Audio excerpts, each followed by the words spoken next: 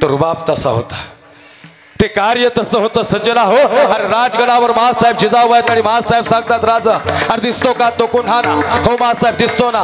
राजा त्या कोंढाण्यावर फडकणार ते दुश्मनांचं निशाण दिसतं का? हो महासाहेब दिसतं ना. राजा तेच आमच्या डोळ्याला जखमा करून जात आहे. आज्ञा असावी महासाहेब. राजा उतरवा ते दुश्मनांचं निशाण आणि पुन्हा एकदा फडकू द्या हा भगवा या कोंढाण्यावर. राजा या कोंढाण्यावर सह्याद्रीच्या दरी दरी खोऱ्यातून 18 पगड जाती आणि 12 बलुतेदार यांना सोबत घेऊन स्वराज्याची निर्मिती करणार आणि महाराष्ट्रावर भगवा फडकवणारा जगाच्या पाठीवरचा पहिला योद्धा छत्रपती शिवाजी राजे भोसले. त्या राजानं भगवा फडकवला. विठ्ठल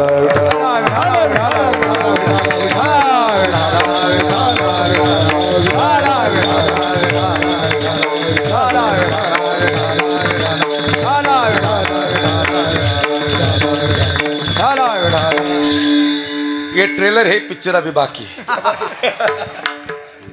थोडा अभंगाचं चिंतन मांडतो जाता जाता. छितकाय तुमच्या इथं चांगले चिंतनीय ते चांगले तुम्ही कीर्तनकार ठेवलेत आणि प्रत्येक जण चांगले चिंतन मांडणारे. थोडं म्हणून मी थोडंसं चिंतनातून बाजूला नाही, पण अभंगाच्या एका चरणापर्यंत विस्तार होईल. महाराजांनी काल सुंदर चिंतन मांडलं असेल, अतिशय सुंदर महाराजही कीर्तन करतात.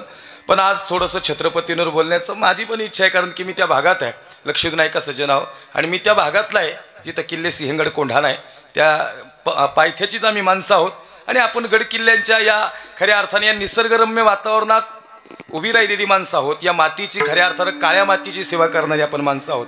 आणि म्हणून मला असं वाटतं की छत्रपती शिवाजीराजे हा विषय प्रत्येकाच्या मनामनापर्यंत जातो, परंतु वारकरी संप्रदायाचा दंडक आहे आणि मर्यादा आहेत. निदान कीर्तनकाराने अभंग घेतल्यानंतर पहिल्या चरणापर्यंत तरी तो आला पाहिजे. नाही तर सासू सोनाच्या गप्पातच कीर्तन गेलं तर मग गेलं अवघड झालं.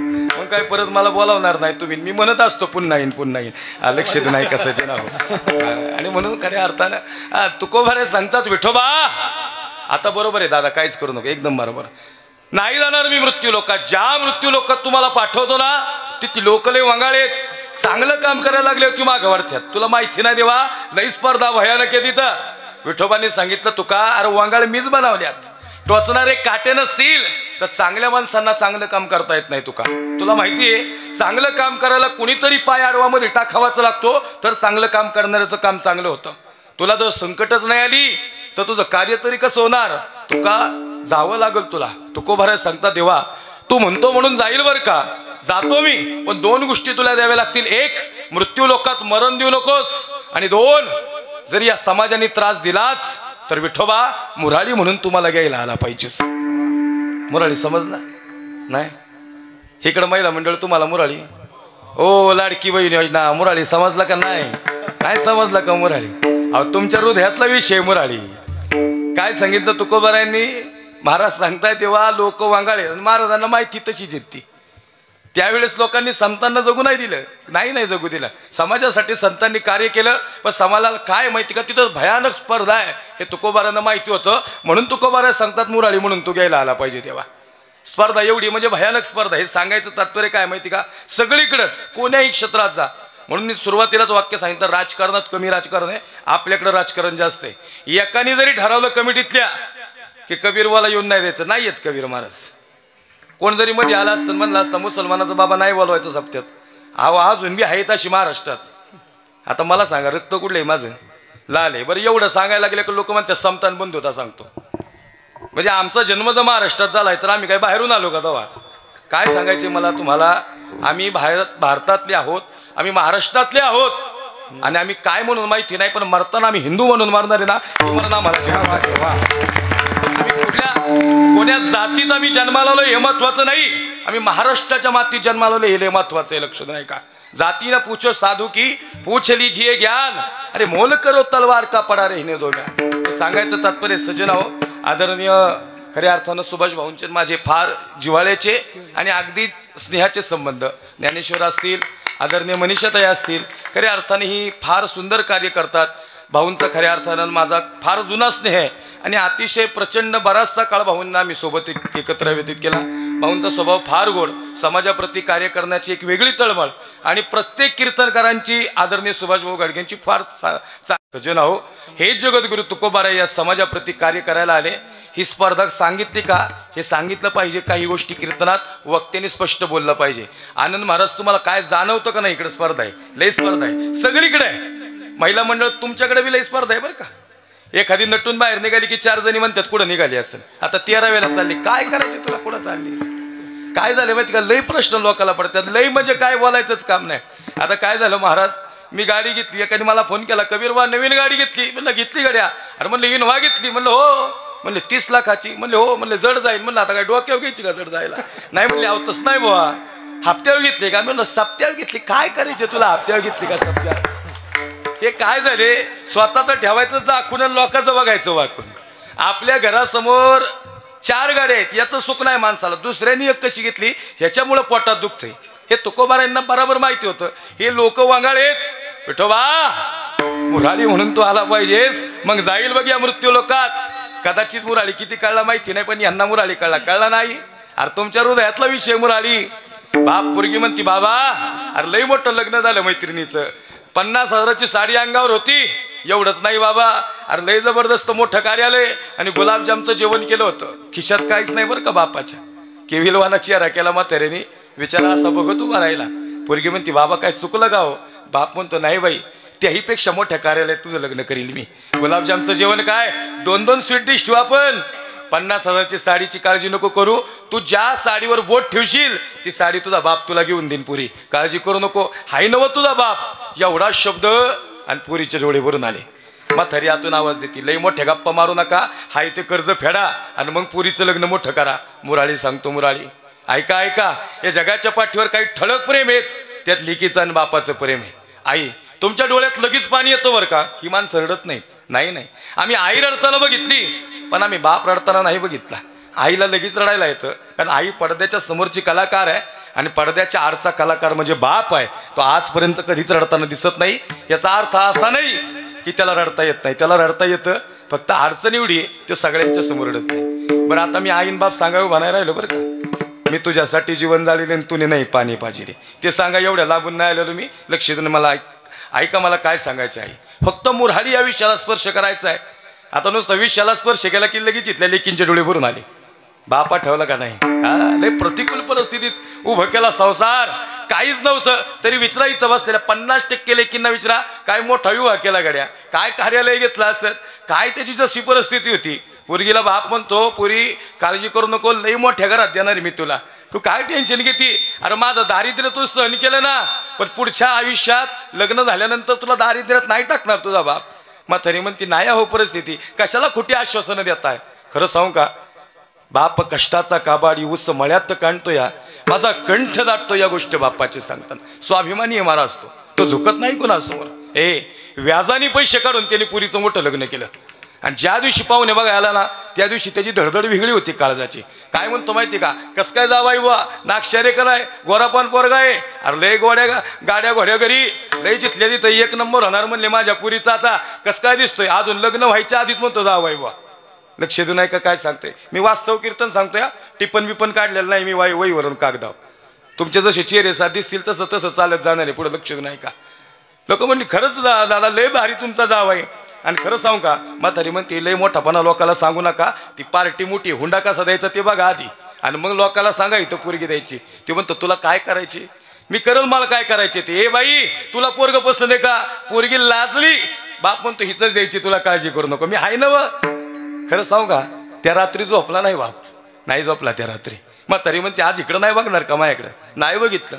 म्हातारं बिन तिकडं तोंड करून बसलं, हात वाढला आणि मग घरकन नजर फिरावली, तेव्हा लालगुंड डोळे झालेले बघितले.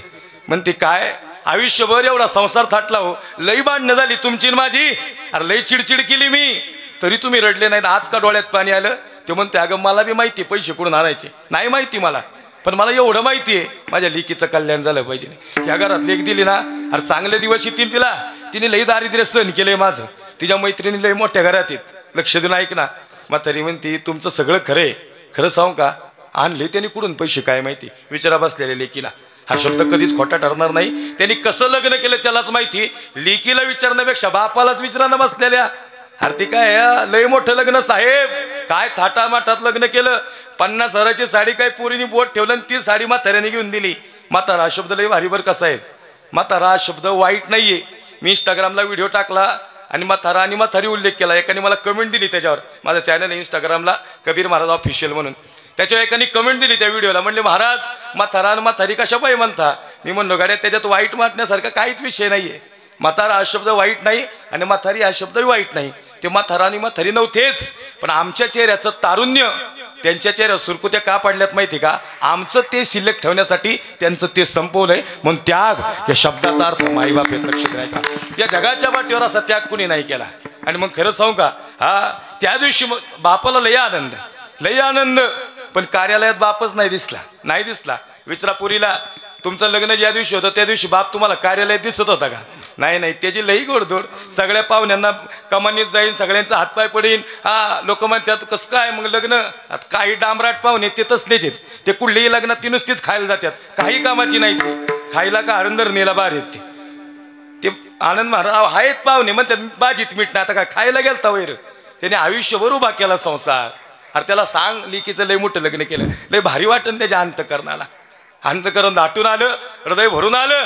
पोरगी म्हणते आई बाप नाही दिसत. आई म्हणली तुला हळदी लागल्यापासून जेवलाच नाही तो. हे ऐक ना, एकदा मिठी मार ना त्याला. जाता जाता त्याची लई इच्छा आहे ग, तू मिठीत घ्यावस. खरं सांगू का, पोरगी मिठी मारायला गेली ना तेव्हा आचार्याच्या पाया पडत होता बाप. आचार्य साहेब 10,000 राहू द्या बरं का, मंडपात मागू नका सगळ्यांसमोर. 8 दिवस झालं ना, कुठून मी कसं बी पूर्ण करील, पण तुमचे 10,000 देईन. आचार्याच्या पाया पडला आणि पोरीची नजर नेमकी गेली. पोरगी म्हणते बाबा अरे कशा बाई एवढा 8 तास करायचा. बाप म्हणतो बाई चांगल्या घरात दिली तुला आता कधीच अडचण बसणार नाही. लय कल्याण झालंय ग तुझं. पोरीने बापाला मिठी मारली आणि बापाने पोरीला मिठी मारली. बाप 60वीत असतो फक्त एका क्षणासाठी जन्मभराचे रडतो लेक जाताना सासरी. लेक सासरी निघाली आणि बापाच्या डोळ्यात पाणी आलं. ऐका सज्जन हो, सासरी गेल्यानंतर पहिला दिवस भाकरी थापायला बसली ना, नजर हाला ना दाराकडून. सासूबाई म्हणते सुनबाई दाराकडे काय बघती. नाही मग सासूबाई काय नाही. अरे मग भाकरी थाप की. भाकरी कुठे जमती तवा. कोंडाळकर गुरुजी भाकरी जमाना पुरीला, नजर नुसती दाराकडं. आज येईल माझा बाप, मुराळी सांगतो मुराळी. आज येईल माझा बाप, उद्या येईल माझा बाप. अरे कधी येईल माझा बाप. सासू म्हणते 8 दिवस झालं. सुनबाई आईने भाकरी शिकवली नाही का. अहो सासूबाई लय चांगला स्वयंपाक करते मी. अरे मग काय झालं. रडती कशा बाई, नुसती दाराकडे बघते रडती. भाकरी तुटती तुझी. ती म्हणली काय नाही हो, चुलीच्या जळायला लागतात म्हणून डोळ्यात पाणी येते. अरे तसं नाही सुनबाई, सासऱ्याला चुलीची भाकरी आवडते म्हणून तुला इथं बसवले, बाकी काहीच नाही. बाकी सगळं जिथल्या तिथं जे तुला नाही तसं नाही. म्हणजे चुलीच्या जळायला लागतात. आता बसलेले लिकीलाच प्रश्न विचारणारे लांब नाही. एवढा सायलेंटपणा ठेवा. अतिशय सुंदर. बरोबर मी पहिल्या चरणावर तो काळजी करू नका. या ठिकाणी वेळेचं बंधन आहे मला, पण मला आयोजकांनी 10 मिनिटं वाढून दिलेली आहेत. तेवढी 10 मिनिटं मीच अधिकाराने घेईल. भूक मला बी लागणार आहे आणि भूक तुम्हाला बी लागणार आहे.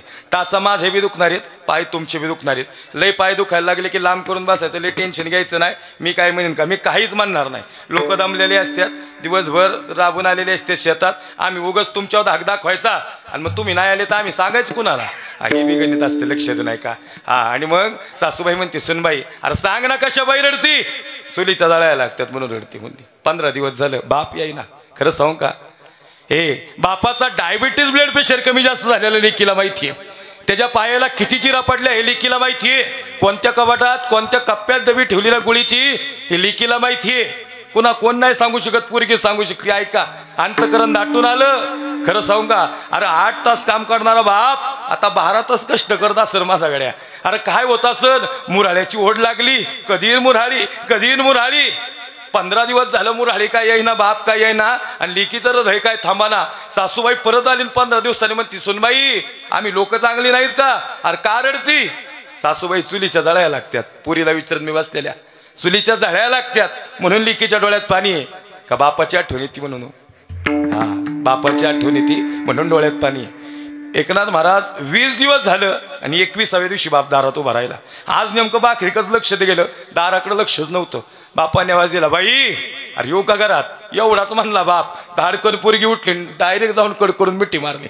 रावणाच पुरीला ढसा ढसा पोरडायला लागली. बाप म्हणतो काय झालं? अरे काय चुकलंय का? लोक चांगली नाहीत का? अरे बाबा सोन्यासारखी माणसं आहेत, लय चांगलं कल्याण केलं होतं मी, लय कस्ता खाल्ल्या, या बांधावनी त्या बांधाव गेले. पण खरं सांगू का, तुमचा चिरा पडलेला पाय 20 दिवस झालं डोळ्यासमोरून जाईना हो. आता लई चिरा वाढल्या असत्याल. तेल लावणारी पोरगी तुमची नाही, सांगा ना बाबा. अरे माझी आठवण आली का नाही तुम्हाला?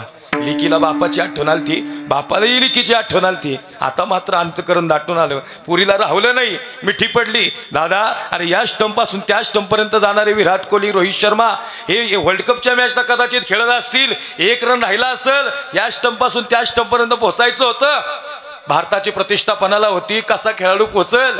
पण या स्टंपपासून त्या स्टंपपर्यंत पोहोचले आणि अखंड भारताने टाळ्या वाजवला. पण मला सांगा, तुमचा आणि माझा बाप या बांधावनी त्या बांधाव गेला, त्याचे हातपाय थरथर कापले असतील, त्याला स्ट्रोक बसला असता साहेब. पण मला सांगा, जर विराट कोहली रोहित शर्मासाठी टाळ्या वाजवल्या, तर तुमचा आणि माझा बाप या बांधावनी त्या बांधापर्यंत गेला. मग त्याच्यासाठी टाळ्या वाजवायला काय हरकत आहे गड्या? जगी ऐसा बाप व्हावा त्याचा वंश मुक्तीचा जावा. संपलाय माझा मुद्दा. लेकीने बापाला कडकडून मिठी मारली आणि लेक रडायला लागली, याच्यात नवलच नाही. लेक बापासाठी रडावी याच्यात नवल नाही. तुमचं मातृत्व हळवं आहे, तुमच्याकडे जिव्हाळा आहे, तुमच्याकडे प्रेम आहे, तुमच्याकडे वात्सल्य आहे, तुमच्याकडे आत्मीयता आहे. तुमच्या डोळ्यात पाणी येणारच आहे. पण आता मात्र मिठी सुटल्यानंतर परत बापानी पोरगी मिठीत घेतली ना, आता बाप रडायला लागला. रडतो बाप कधी? नाही, ते सगळ्यांसमोर रडतच नाही. त्याला रडायचंय, त्याला व्यक्त व्हायचंय, पण गड्या त्याला व्यक्त नाही होता येत. ऐका, मिठी मारली आणि आता बाप रडायला लागला. पोरगी म्हणती, बाबा अरे तुम्ही कशा पायी रडता? अरे बाई तुला जशी बापाची आठवण येत होती ना, तेवढ्याच तीव्रतेनं बापाला तुझी आठवण येत होती. अरे कशी असेल माझी लेक? अरे मला बी ओढ होती, जशी तुला ओढ होती मुराळ्याची, तशी मलाही ओढ होती तुला भेटण्याची. मुद्दा संपलेला आहे. तुकोबाराय सांगता, देवा अरे मुराळी म्हणून येशील का? देवाने सांगितलं येईल तुका. पण खरं सांगू का, तुकोबारायांनी देवाला बोलवावं याच्यात नवल नाही, पण तुकोबारायांचं कार्य पाहून जगाचा मालक मुराळी म्हणून यावा याच्यात. गायक आहेत ना, दिसायला साधे आहेत, पण गायला लय भारी आहेत. नाही काय ठिकाणी नुसती शायनिंग आहे. ती अशी लांब शाल त्याची अशी लोकांक बघतो तासभर चाल गातो. आता कीर्तन करायला करू दे कीर्तन, लोक लांबून आलाय तो 5 मिनिटात उरक ना आपला प्रमाण दे ना मध्ये म्हणजे तुमचं नाही सांगत चांगले गाताय तुम्ही. काय आम्ही कुणालाच नाव नाही ठेवलं, नाही हे लय रगिले, कुणालाच उबदारी नाही येऊन देत ना. ते पकवादाला सरळ वाजवून देणार ना, गायकाला प्रमाण म्हणून देणार. त्यांना जेवढं मोकळं सोडणार ना कीर्तन तेवढं रांगणार. अखंड जया तुझी प्रीती मजदे तयाची संगती, हा मग मी कमळापती तुझ बाणानी कंता, पडोनी राहीन तरी उगाची संताची. तुमच्या माग आपलं थोडं घेतोय गणित बरं का मी. लई तानशेन नाही आपला कानशेने. स्वर गेलेला कळा तरी बाद झालं, लई काय लई ज्ञान लागत नाही त्यातलं. ऐका सजराहो, संतांनी निर्लोभ प्रेम केलं समाजावर. तुकोबारायांनी तेच केलं, जनमानसांना परमार्थ समजून सांगितला. पण खरं सांगू का, तुकोबाराय जे विठोबाला म्हणले तेच झालं. समाजाने तुकोबांना जगून नाही दिलं. अंबाजीनं काठीनं मारलं आणि एवढं भयंकर मारलं. तुकोबारांची बायको म्हणती, महाराज बाद झाला परमार्थ. हे आवले, अगं जगाच्या मालकाने शब्द दिलाय पाहुणा म्हणून येणार आहे. आवली म्हणली असला तर येईन ना. अहो नाही येतो. आवले खरं सांगू का, लई मोठा पाहुणचार करायचा आहे त्याला. आवली म्हणती, काय हो घरात सगळी सावकारकी पाण्यात टाकली तुम्ही आणि पाहुणचार करणार कुणाला? आवले जगाचा मालक, त्याचं नाव विठोबा आहे. ती म्हणली त्या काळ्या विठ्याचा मुडदा गेला आणि त्याच्यामुळेच ही वेळ आली म्हणली. तुकोबारांचं लक्ष परमार्थात लागत होतं, प्रपंचात लागत नव्हतं. प्रपंचाकडे धाव घेतच नव्हता. आवली म्हणली, अहो कधीतरी घरी थांबत जा. एक जरी पाहुणा आला तरी तुम्ही लगेच टाळ घेतला की निघाले भंडारा डोंगरावर, लगेच भामचंद्र डोंगर. विना चिपळ्या घेतल्या की तुम्हाला दुसरं काहीच काम नाही. आवले तुझा एक बी पाहुणा माझा पाहुणा नाही. म्हणजे का? अरे त्यांच्या मुखात कुठं देवाचं नाव आहे? ज्यांच्या मुखात देवाचं नाव तेच माझे पाहुणे आहेत आवले, बाकीचे माझे पाहुणेच नाहीत. आवली म्हणली महाराज डोकं फोडू का हो, ही लोक जगू नाही द्यायची तुम्हाला, नाही येणार जगाचा मालक. आवले येणार आहे. अहो तुम्हाला मंबाजीनं काठीनं मारलं महाराज. आवले खरं सांगू का, लय मारलं ग मंबाजीनं, राहत नव्हतं, हातपाय थरथर कापत होते. अरे तुम्ही बायका पोरं उशाला बसली माझ्या. आवले रात्रभर तू रडत होती, मला माहितीये, माझ्या बी जखमाला त्रास देत होत्या. पण आवले खरं सांगू का, खरं सांगू का आवले, कीर्तनात उभं राहिलो ना तिथं बी लक्ष लागा ना, मंबाजीची आठवण यायला लागली. कधी जातो मंबाजीला भेटायला, कधी मारतो मंबाजीला मिठी, आणि कधी मंबाजीचे 2 शब्द बोलतो. आवली म्हणली महाराज खरं डोकं फोडावं का आता. अहो ज्याने काठीने मारलं त्याला मिठी मारायला जाता वय. अगं आवले मिठी नाही, त्याचे उपकार मानायला गेलो मी. आणि खरंच तो बरं उपकार मानायला गेले मंबाजीचे. काठीनं मारलं, कीर्तनात लक्ष लागत नाही, हातपाय थरथर कापतायत. टाळकरी म्हणतात महाराज आज लक्ष नाही तुमचं कीर्तनात. महाराज सांगतात मंबाजीची आठवण येते, नाही राहत आता, जायचंय मला मंबाजीकडं. थेट तेलाची वाटी घेतली, मंबाजी दार उघडा. मंबाजी म्हणतात तुका कालचा मार कमी होता का, आज परत मार खायला आला. मार खायला नाही आलो, तुमचे उपकार मानायला आलाय. तुका उपकार कशा बाई, तुम्ही काल मारलं नव, आणि मग मारल्यामुळं काय झालं, लय अंगाचा दाह झाला हो. रात्रभर बायका पोरं झोपली नाहीत. आवली तर रडून रडून बेजार झाली. माझ्या बी डोळ्यात पाणी होतं. पण खरं सांगू का, हे डोळ्यात पाणी यायला कारणच तुम्ही मारलंय. पण खरं सांगू का, डोळ्यात पाणी कुणामुळे होतं. अरे मग तुका एवढं मारल्यानंतर उपकार कोण मांडल. नाही नाही खरंच उपकार मानायला आलो. तुम्ही मारल्यामुळं माझ्या या ज्या वेदना आहेत, या जखमा आहेत, या तीव्र वेदना तीव्रतेनं त्रास देत होत्या. आणि जेवढ्या तीव्रतेनं या जखमा वेदना देत होत्या ना, आणि तुम्ही मारल्यामुळं तेवढ्याच तीव्रतेनं मला माझ्या विठोबाची आठवण येत होती, आणि म्हणून तुमचे उपकार मारायला आलो. मंबाजीनं थेट साष्टांग प्रणिपात केला, दंडवत घेतलं. मंबाजी म्हणतात तुकोबा अरे तुमच्याकडं तुमच्यासारखा संत नाही पाहिला या जगाच्या पाठी. तेलाची वाटी घेतली आणि हातपाय दागायला लागले. तुकोबा आहे, हातपाय दाबतायत आणि मंबाजीचे डोळे भरून येत आहेत. काय परमार्थ असाल, आपल्याला काठी उगारली तरी उभ्या रस्त्याने द्यायचं नाही आपण. फरक आहे ना संतांच्या ना आपल्यात, फार मोठा फरक आहे. प्रपंचात ओढच नाही घेतली त्यांनी, परमार्थाकडे झाले. आवले नाही लागत लक्ष. मोठं वाक्य सांगू का, प्रपंचात जेवढं खोलवर जाल तेवढं प्रपंच उतारवायात दुःख देईल, आणि परमार्थात जेवढं खोलवर जाल ना परमार्थ उतारवायात सुख देतो. लक्षात घ्या, परमार्थातलं सुख हे उतारवायाने वाढत वाढत जातं. तुकोबा सांगतात आवले येणारे माझा जीव, येणारे मला पाहुणा म्हणून घ्यायला येणारे. आवली म्हणली नाही आवतो, असला तर येईल ना. महाराज बाद झाला आता. काय अवस्था असेल हो महाराजांची. इकडं खोपोलीला मुंबईला व्यापार करायचे, आज मिरच्याचा ढीग टाकायचे. सगळ्यात आधी तुकोबारांच्या मिरच्या संपायच्या. व्यापाऱ्यांना नवल वाटायचं तुका अरे नेमकी जादू काय टाकतो, सगळ्यात आधी मिरच्या संपत्यात. 8 दिवस झालं गंमतच कळालं नेमकी काय. बघा ना अशी संपत्ती लोटली गाव सगळी. काय असेल ह्याच्या मागे कारण. व्यापारी हुशार होता, त्यांनी गल्ला उचकाटून बघितला, रुपया नाही, मिरच्या तर सगळ्या संपल्या. असो वैसा कोठे आठवची नाही देहीच विदेही भोगदशा, अशा अवस्थेवर होते लोक. मिरच्या घेऊन गेली तरी तुकोबारांना कळलं नाही. महिला मंडळ ऐकता ना तुम्ही, एक ताटली शेजारची निकडे गेल्यावर 2 दिवस झोप येत नाही आपल्याला. गेलं सगळं संपलं तुकोबारांचं. पांडुरंग ध्यानी पांडुरंग म्हणी विठ्ठलाचं नाम आयुष्यभर. डोळ्यात अश्रू होते आवलीच्या. आता मात्र बायकोला रडायला येत होतं. आवले का रडती ग. आवले म्हणजे महाराज लई बोळे होतो तुम्ही, हा समाज फायदा घेतोय तुमच्या बोळेपणाचा. आवले यांना समजून सांगतोय देव घ्या कोणी, देव घ्या कोणी. अरे आयता आला घरपुसणी येणार आहे तो, या कुणाला लक्षातच येत नाही. आवले आवली म्हणती महाराज नाही येणार आहो तो. आवले तुझ्यासाठी आलाय माझ्या आधी.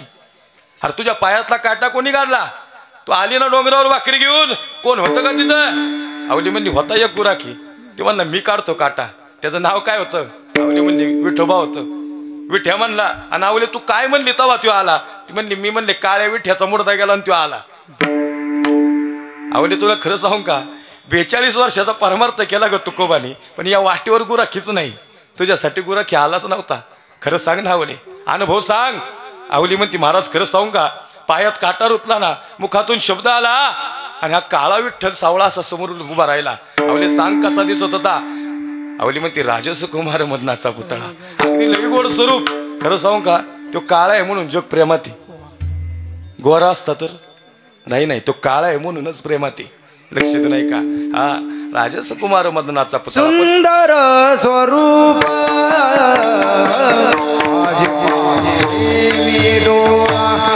सुंदर स्वरूप आज पाये मी डोळा.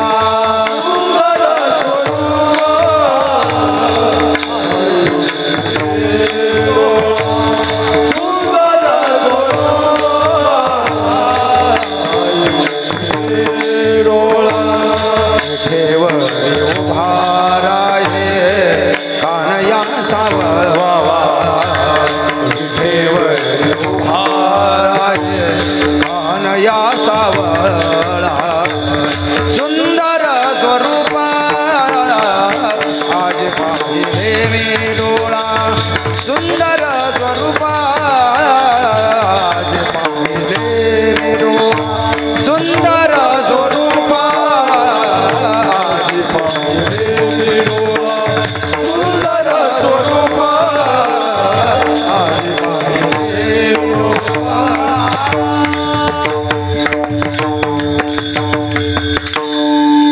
वाजवा टाळी मग काय. महाराज संतांसाठी डोळ्यात पाणी यायला त्याला लय भाग्य लागतं बरं का. मी तुकोबारे सांगतोय काय यांचे डोळे वरून आलेत. अहो म्हणते महाराज खरं सांगू का अनुभव, पण तुम्ही लय मग तुम्ही वेगळ्या रूपात येता म्हणून मी तुम्हाला अनुभव सांगत नाही. महाराज अहो मी काळ्या विठ्ठ्याचा मुडदा गेला म्हणले आणि हा काळा सावळा विठ्ठल असा पुढं उभा राहिला. ते म्हणला आई मी आलोय तुमच्यासाठी पायातला काटा काढायला. अरे तुला कसा कळला? आताच म्हणले ना काळ्या विठ्ठ्याचा मुडदा गेला आणि ए विठ्ठला तुझा विना विठ्ठलच का? म्हणले हो. म्हणले त्याच्यामुळेच बेजार झाली म्हणली. मग म्हणले काय आई एवढा दिवस का करते विठ्ठलाचा? म्हणले त्यांनी प्रपंच उद्ध्वस्त केला रे. सगळी सावकारकी पाण्यात टाकली आहे तुकोबारायने, काहीच नाही ठेवलं. अहो आई साहेब काढू का पायातला काटा? येतोय तुम्हाला काढता? काढू का आई? अरे येतो का तुला काढता? काय बोलता आई? लई मोठ्या मोठ्यांचे काटे या पट्ट्याने काढल्यात. तुमचा लई किरकोळे. मोठ्यांचे काटे कुणाकुणाचा काढला? रावणाचा मीच काढला म्हणला. कंसाचा काटा मीच काढला. आवली म्हणली आता मला नाही माहिती वय. नाही म्हणले तुमच्या तुकोबांना विचारा रावण कोणी. रावणाचा काटा काढायला आला तो आलता म्हणाव काटा काढायला. आवली म्हणली हो काय करायचं? विठ्ठल म्हणला तसं नाही काढत, त्याला पाय द्यायला लागतो हातात. द्या तुमचा पाय माझ्या हातात. कुणाचा? आवलीचा पाय जगाच्या मालकाने हातात मागितला आणि नुसतं हातात नाही मांडीवर ठेवा. खोल काटा गेलाय म्हणले दिसणार नाही लगेच. काय केलं माहितीये का आई? अहो लई माती लागली जखमेला. जीभचा थुका घेतला विठ्ठलानं, सगळी माती पुसली आणि परत जखमेची मातीची भेला लावली. संत चरण रज लागत आता मात्र आवली म्हणती थरथर करायला लागले हातपाय. हे विठ्ठला अरे पायाची माती कुठं जीभेवर लावतात का? आई समाधान वाटलं ग, लई समाधान वाटलं. पण खरं सांगू का विठ्ठला लई वेदना होत्या रे. नुसतं हात ठेवला पायावर तो वेदना संपल्या. एवढ्या वेदना होत्या काहींच्या जीवनात. त्या प्रत्येकाच्या डोक्यावर विठ्ठलाने हात ठेवलाय म्हणून त्यांचं प्रारब्ध अनुकूल झालेलं आहे. लक्ष नाही का? काहींची परिस्थिती भयानक होती, ती शून्यापासून इथपर्यंत आलीत ना, विठ्ठलाने त्यांच्या डोक्यावर हात ठेवलेला आहे.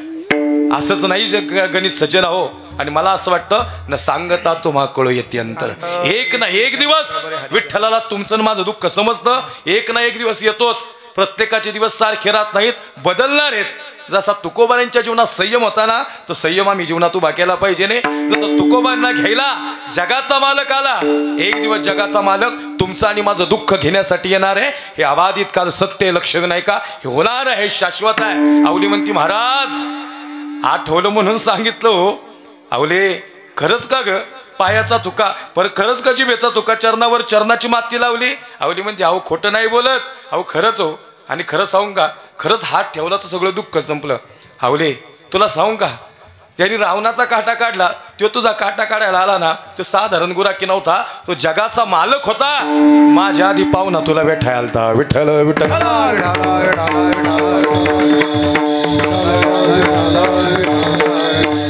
आणि मग त्यांनी मला शब्द दिलाय आता येणार आहे तो. आवली म्हणते कशावरून? बघा म्हणले शिवबा कासराच्या बायकोनी बोलवले मला.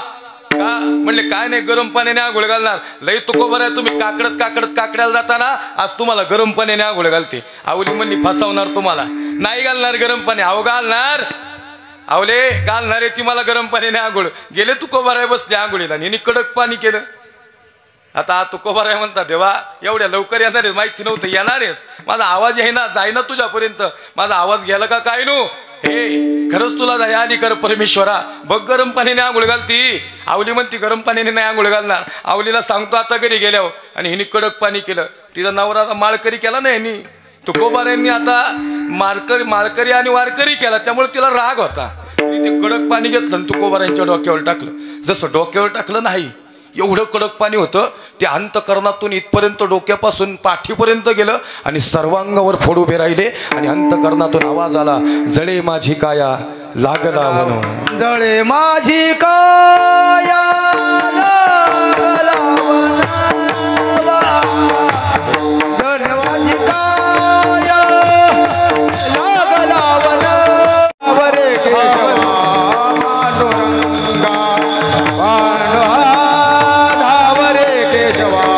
पांडुरंगा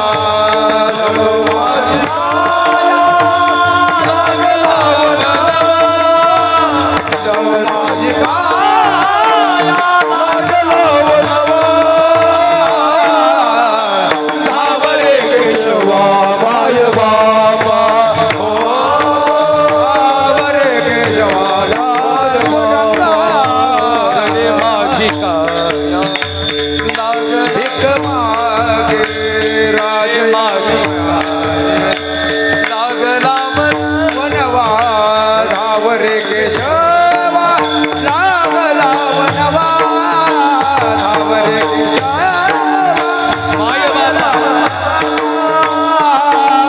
धाव रे केशवा माय बाबा धाव रे केशवा पांडुरंगा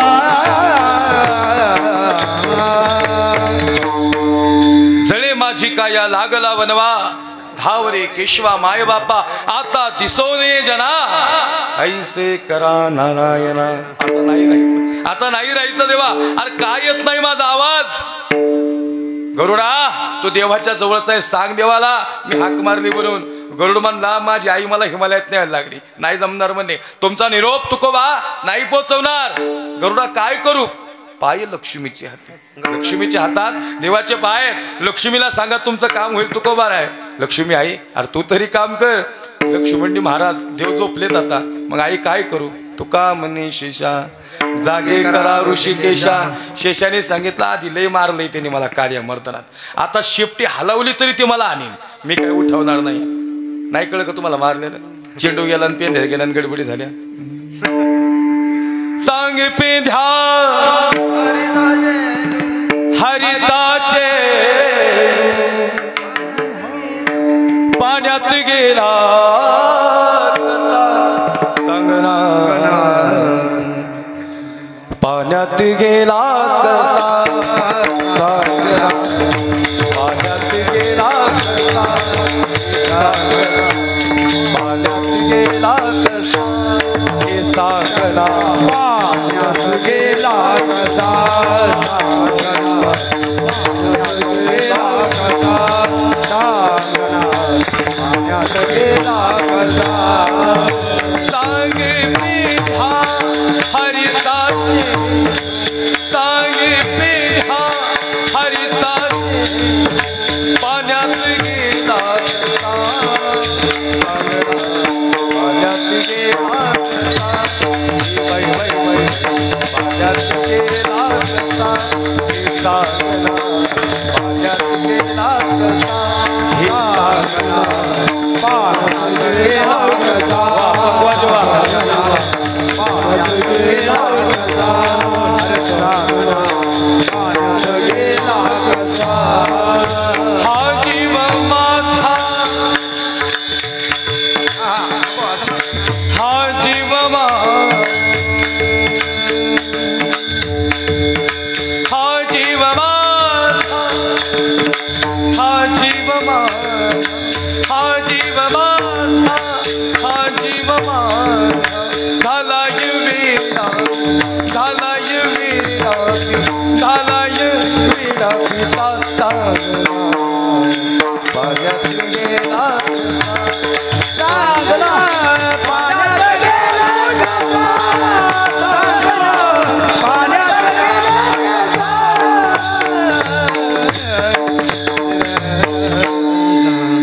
वाजवा आता माझ्यासाठी बी टाळीत मग काय आता.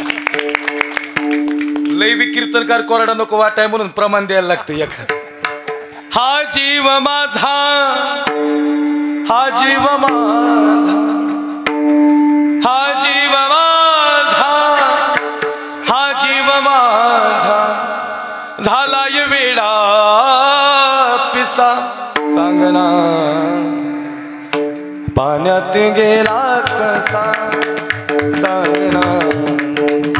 तुका म्हणे शेषा जागे करा ऋषिकेशा. शेषाने सांगितलं नाही जमणार, एकच मिनिटात पहिल्या चरणावर येतो. आणि मग वारीच्या वाटेवर काही संत निघाले. तुम्ही सनकाधिक संत म्हणविता कृपावंत एवढा करा उपकार सांगा देवा नमस्कार. माझी भाकावी करुणा विनवा पंढरीच्या राना एवढा करा उपकार सांगा देवा नमस्कार. तुका म्हणे मजा आठवा मूळ लवकरी पाठवा एवढा करा उपकार सांगा देवा नमस्कार. आणि मग हा निरोप गेला आणि जगाचा मालक जगद्गुरु तुकोबारांना घ्यायला आला. तुकोबाराय सांगता देवा अरे आलाच का रे बाबा. लोकाला सांगतो देव घ्या कोणी देव घ्या कोणी ऐता आला घरपसोणी देव न लगे देव न लगे. लोकांना कळलंच नाही जगाचा मालक आला. फक्त तुकोबारांनी दिसलं. महिला मंडळ एकच प्रश्न विचारतो उत्तर द्या.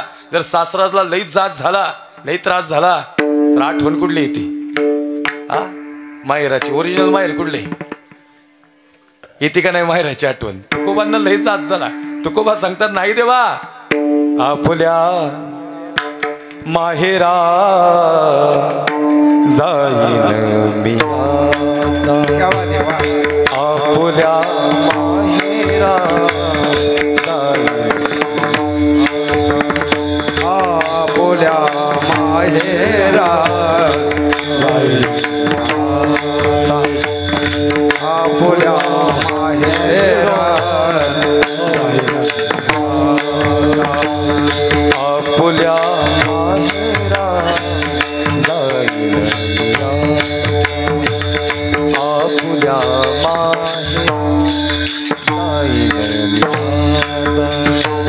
आपुल्या माहेरा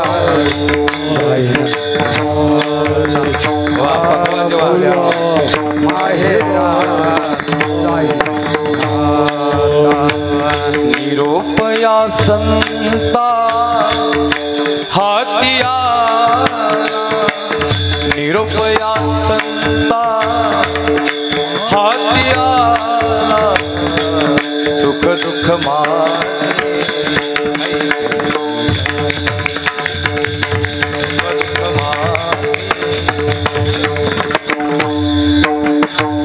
निरोपया संता हातिया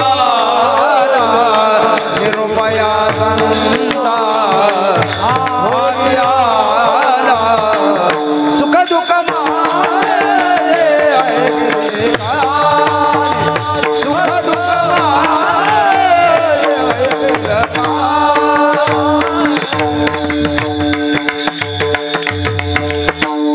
वाजवा आता शेवट टाळी एक मग आपल्या माहेरा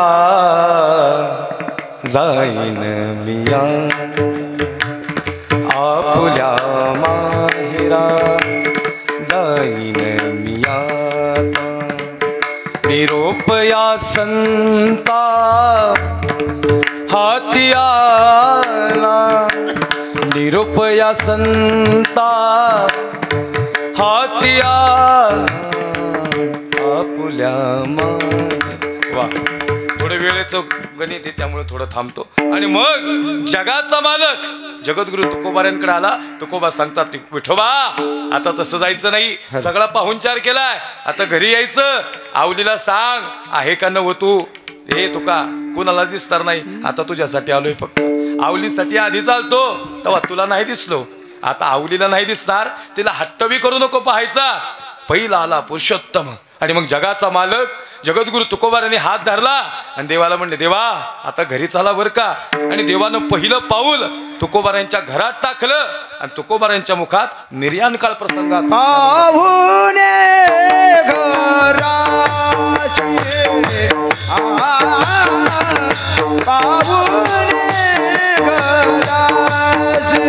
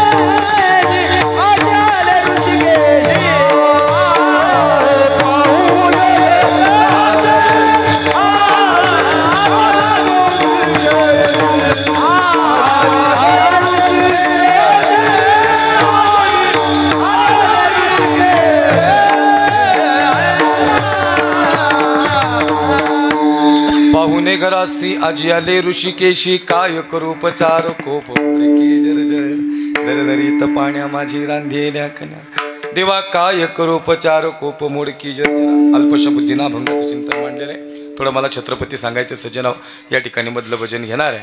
जगाचा मालक जगद्गुरु तुकोबारांकडे पाहुणा आला, कारण साधन आणि साध्य हे तुकोबारांना कळलं होतं.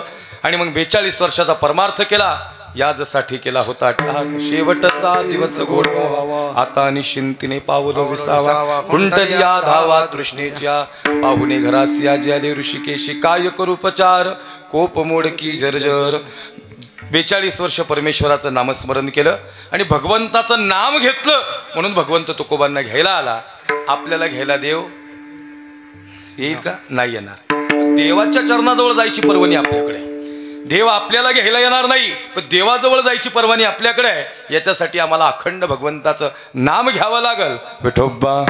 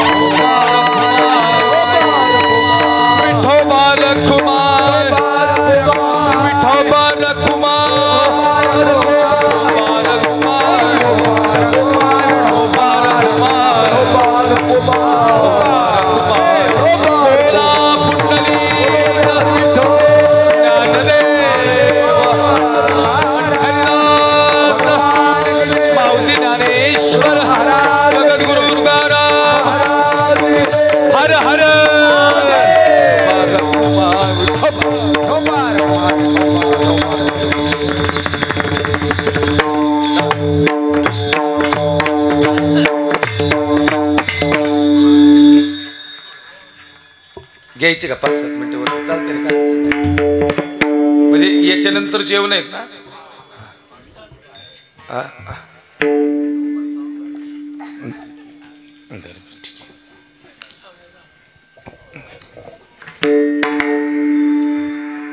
शतक हे महाराष्ट्रासाठी का महत्वाचं होतं? या 12व्या शतकात माऊली ज्ञानोबा मराठी भाषेचा गौरव करत होते. आळंदी आनंदाने दुमदुमत होती, पंढरपूर आनंदाने दुमदुमत होतं, वारकरी नाचत होते, धारकरी नाचत होते, पकवाजाचा आवाज होता, टाळांचा आणि खऱ्या अर्थानं प्रत्येकाचा गजर होता आणि प्रत्येक जण खऱ्या अर्थानं आनंदानं नाचत होता. हे गड्या काय व्हावून काय माहिती नाही, परंतु महाराष्ट्र अतिशय थोडा इफेक्ट ठेवा बाळा आता एकदम लक्ष देऊन. आणि मग महाराष्ट्र अतिशय वैभवशाली दिसत होता. महाराष्ट्राचं जबरदस्त स्वरूप दिसत होतं. घरासमोर तुळशी वृंदावन सुंदर दिसत होतं आणि महाराष्ट्र वैभवशाली दिसत होता. पण कुणाची तरी नजर महाराष्ट्राला लागली आणि महाराष्ट्र उद्ध्वस्त झाला.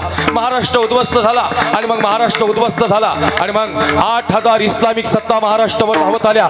अल्लाउद्दीन खिलजीनं महाराष्ट्रावर धाड टाकली. दिन दिन दिन दिन करत महाराष्ट्र उद्ध्वस्त केला. आणि मग खऱ्या अर्थानं कोण रोकल हे वादळ? कोण रोकल हे वादळ? घरासमोरची तुळशी वृंदावन नष्ट झाली, भगव्याचा रंग अंधुक झाला आणि महाराष्ट्र संपत चालला. अल्लाउद्दीन खिलजी, त्यानंतर आदिल आले, निजाम आले, मुघल आले, डच आले, फ्रेंच आले आणि यांनी महाराष्ट्र उद्ध्वस्त केला. अरे कोण रोखणार हे वादळ? दादा, आता हे वादळ रोकायला आता एका वादळाची गरज होती. किमान 288 वर्ष वाट पाहावी लागली. 288 वर्ष वाट पाहावी लागली आणि 288 वर्षानंतर पैठणचे सुरते साधू शांती ब्रह्म एकनाथ महाराजांनी आवाज दिला. हे बये काय चाललंय महाराष्ट्रात? महाराष्ट्र उद्ध्वस्त झालाय. घरासमोरचं दृश्य वृंदावन संपलेलं आहे, भगव्याचा रंग अंधुक झालेला आहे. बये तुला दार उघडावं लागल. दिवसा आठवड्या आया बहिणीची इज्जत तुटल्या गेली आहे. हे बये तुला दार उघडावं लागल. हे बये दार उघड बय्या, दार उघड बय्या, दार उघड बय्या, दार उघड बय्या, दार उघड बय्या, दार उघड बय्या, दार उघड बय्या, दार उघड बय्या, दार उघड बय्या, दार उघड बय्या, बजाता दारुगड बजाता दारुगड बजाता हे दारुगड बजाता दारुगड बजाता दारुगड बजाता दारुगड बजाता दारुगड बजाता दारुगड बजाता दारुगड बजाता दारुगड बजाता दारुगड बजाता दारुगड बजाता दारुगड बजाता दारुगड बजाता दारुगड बजाता दारुगड बजाता दारुगड बजाता दारुगड बजाता दारुगड बजाता गोंधळी गोंधळी ना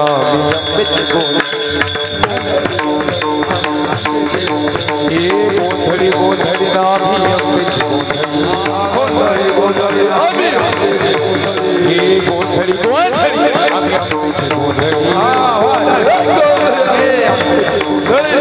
गोंधळी गोंधळी ना मी अंबेची गोंधळी गोंधळी गोंधळी गोंधळी गोंधळी ना मी अंबेची गोंधळी गोंधळी गोंधळी दारुगड बजाता दारुगड बजाता दारुगड बजाता आई तुझा भवानी दारुग कोल्हापूरची महालक्ष्मी दारुग बये दारुगड आणि दारुगडला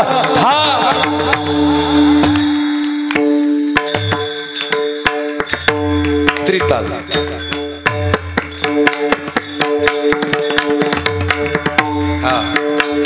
बयन दारू घडलं धाराशिव जिल्ह्यामध्ये उस्मानाबाद नाही धाराशिव अहमदनगर नाही अहिल्यादेवी नगर औरंगाबाद नहीं छत्रपति धर्मवीर संभाजीनगर भाई भारत में रहना पड़ेगा ना तो भारत माता की जय बोलना पड़ेगा तिरंग्याला सॅल्यूट करावं लागेल भगव्याला नमन करावं लागेल थोडा इको कमी ठेवा छत्रपती शिवाजी राजांसमोर झुकावं लागेल आणि सर्जा धर्मवीर शंभूराजाला मानावं लागेल भारतात राहावं लागेल आणि भयन दारू घडलं धाराशिव जिल्ह्यामध्ये मासाहेब जिजाऊंना दिवस गेले 19 फेब्रुवारी जवळ आली म्हणून 5 मिनिटात विषय घेतो एका झटक्यात अफजल खान आणतून जातो आता निघून हैदराबादला फाडतो मी अफजल चला माझ्या सोबत कधीतरी लई वेगळी मजा येते तिथं अफजल फाडायला ती एक गायबा नाही तिकडे तो म्हणला हम घर घर में अफजल पैदा करेंगे त्याला तिथं जाऊन सांगितलं तू घर घर में अफजल पैदा कर हमारे छत्रपति के ये मावळे घर में घुस कर अफजल मारेंगे ये ताकत शिवरायांची है आया था वो अफजल इस स्वराज्य का सपना पाले इस महाराष्ट्र की माटी में लेकिन मेरे छत्रपति ने घुसा दिया ये भगवा उसके छाती में जबरदस्त कार्य केलं शिवराजांनी आणि भयन दारू घडलं धाराशिव जिल्ह्यामध्ये भूमपरांडा आई साहेब जिजाऊंना दिवस गेले शहाजी राजे सांगतात महाराणी साहेब पुत्र भावा ऐसा गुंडा ज्याचा ही लोकी झेंडा असा पुत्र जन्माला घाला आधी निजाम कुतुब डच फ्रेंच मुघल यांच्या मानगुट्यावर बसल आणि पुन्हा एकदा भगवा हा महाराष्ट्रावर फडकवला असा पुत्र जन्माला घाला आणि मग दिवस जवळ आला शिवनेरीवर खऱ्या अर्थानं आईसाहेब जिजाऊंना नेण्यात आलं मासाहेब जिजाऊंना डोहाळे लागले आंबट खायचे डोहाळे नाही तिखट खायचे डोहाळे नाही सांगा आईसाहेब डोहाळे कशाचे लागले माती खायचे डोहाळे लागल्यावर दगडू पोरग जन्माला येतो महिला मंडळ मासाहेब जिजाऊंना डोहाळे लागले मासाहेब सांगतात चला पक्वाजी माझ्याकडे बघायचं हा मासाहेब सांगतात मला घोड्यावर बैसावंस वाटतं मला दांडपट्टे फिरवावेस वाटतात मला समशेरी चालवावेस वाटतात मला दांडपट्टे फिरवा समशेरी चालवा दुश्मनांच्या गर्दणीवर पुन्हा एकदा हा भगवा महाराष्ट्रावर फडकावासा वाटतोय महाराष्ट्रावर भगवा फडकवण्याचे डोहाळे आईसाहेब जिजाऊंना लागले आणि दिवस जवळ आला फाल्गुन वैद्य तृतीया 19 फेब्रुवारी 1630 शिवनेरी आवाज आला सह्याद्री पाहत होता दिल्लीच्या तख्ताकडे वाहणारा सह्याद्री झुकला होता भगव्याचा रंग अंधुक झाला होता आणि मग सह्याद्रीनं पाहिलं शिवनेरीकडून आणि शिवनेरीतून आवाज आला रयतेसाठी आयुष्यभर जो जीवाशी खेळेल तो छत्रपती शिवाजी राजा शिवनेरीवर जन्माला आला आणि महाराष्ट्राला आनंद झाला छत्रपती शिवाजी महाराज की वाह लईच ऊर्जा आहे बाबा वयाच्या 10व्या वर्षी छत्रपती शिवाजीराजांचा पहिला विवाह झाला 5 मिनिटं फक्त म्युझिक लावायची सेवेला पूर्ण विराम देणार आहे अंतकरण दाटून आलं आणि हृदय भरून आलं मी बी सकाळपासून प्रवासात आहे माझे बी पाहिले टाचा दुखायला लागल्यात भयंकर गाडीत बसून काही लई वेळ कीर्तन केलं काय वर टाइम मिळत नसते काय 5-10 मिनिटं कीर्तन झाले लोक अशी तंबाखूमुळे गप्पा मारीत बसतात अहो ज्वलंत इतिहास या मातीतला अंतकरण दाटून आलं आणि राजांचा पहिला विवाह महाराज मोठे झाले मासाहेब जिजाऊंच्या विद्यापीठात शिकायला लागले आणि या ठिकाणी पहिला विवाह थोडासा आवाज अजून म्युझिकचा आवाज कमी करायचा कंटिन्यू बंद नाही होऊन द्यायची, कमी करायचा बा, कमी कमी म्युझिकचा आवाज कमी. आता थाप नका मला, पांढरी तीन लाईत. शुभा, आज तुझा पहिला विवाह करायचा ठरवलं, माझ्या आवाजाला काहीच नका करू. राजा म्हणतो आई वयाच्या 10व्या वर्षी. शोभा, याला राजकारण म्हणतात. राजा, अरे याला राजकारण म्हणतात. राजा म्हणतात आई अरे वयाच्या 10व्या वर्षी. वयाच्या 10व्या वर्षी राजांचा पहिला विवाह झालाय. आपली 35 वर्षाची अजून रेजला नाहीत, त्यांना कळणाच काय करायची ती.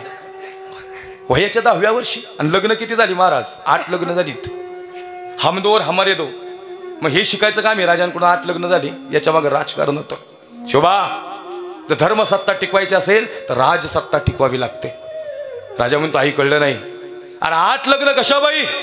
राजा, अरे 8 लग्न करावी लागतील, थोडासा इको ठेवा. राजा म्हणतो आई याच्या मग काय कारण आहे? का लग्न केली 8 माहिती का राजांची? जाधव घराणं, गायकवाड घराणं, मोहिते घराणं, मोरे घराणं, निंबाळकर घराणं, ही सगळी घराणी फितूर होण्याची दाट शक्यता होती. प्रत्येक घराने ती एक एक कन्या केली. शोभा, आता ही माणसं कुठंच जात नाही, स्वराज्यासोबत एकनिष्ठ राहणार. राजा म्हणतो खरंच आई याला राजकारण म्हणतात. आणि खरंच राजकारण मासाहेब जिजाऊंनी खरं राजकारण त्यावेळेस केलं. सगळी घराणी एकवटली, ही सोयरीक झाली. आता एकही घराने इकडे तिकडे नाही जाणार. पहिला विवाह निंबाळकर, सातारा, फलटण, निंबाळकर घराणं. मुधोजी कन्याला गड्यावर घेऊन या उद्या. मुधोजी निंबाळकर कन्याला घेऊन आले. थरथर ते हातपाय. मासाहेब जिजाऊंचा दरारा आहे. ऐका महिला मंडळ, आता तुमच्यासाठी सांगतोय. निंबाळकर म्हणतात हे सई, आई साहेब जिजाऊ लय जबरदस्त आहेत बरं का, खाली मान टाकायची तिथं. सई म्हणते आबासाहेब ही सई कुणासमोर झुकली नाही आजपर्यंत. महाराणी सईबाई त्या कन्याचं नाव आहे, धर्मवीर शंभूराजांच्या आई साहेब. सई तुरु तुरु तुरु तुरु चालत गेली. छत्रपती शिवाजीराजे तलवार चालवतायत आणि सईबाई छत्रपतींकडे पाहतीये. मधोजी म्हणतात सई असं बघायचं नाही, राजा आहेत ते. आबासाहेब ते राजा असतील. तशीच फिरली सई आणि जाऊन मासाहेब जिजाऊंच्या मांडीवर बसली. मुजराच केला नाही. मुधोजी सांगतात ए सई, राष्ट्रमाता, राजमाता, स्वराज्य माता मासाहेब जिजाऊ आहेत, पहिला मुजरा कर. सई म्हणते आऊ साहेब आम्हाला माफ कराव, पण बाहेर जे तलवार चालवतायत ना, जे शमशेरी फिरवतायत आणि जे दानपट्टे फिरवतायत ना, आम्हाला वाटते ते छत्रपती होणार आहेत आणि आम्हाला त्यांच्याशी लगीन करायचे. आई साहेब जिजाऊंच्या डोळ्यात पाणी आलं. मुधोजी कन्या लय हुशार आहे बरं का, पहिल्या नजरेतच ओळखलं शिवबा छत्रपती होणार आहे. कसं कळलं ग सई तुला? सई म्हणते राजांचं तेज. सई काय करशील? सई म्हणते आई साहेब ही सई जोपर्यंत भगवा उभा राहत नाही ना, तोपर्यंत खांद्याला खांदा लावून शिवरायांच्या संसारात उभी राहील. असा संसार नेटाचा करल, काहीच कमी पडून देणार नाही.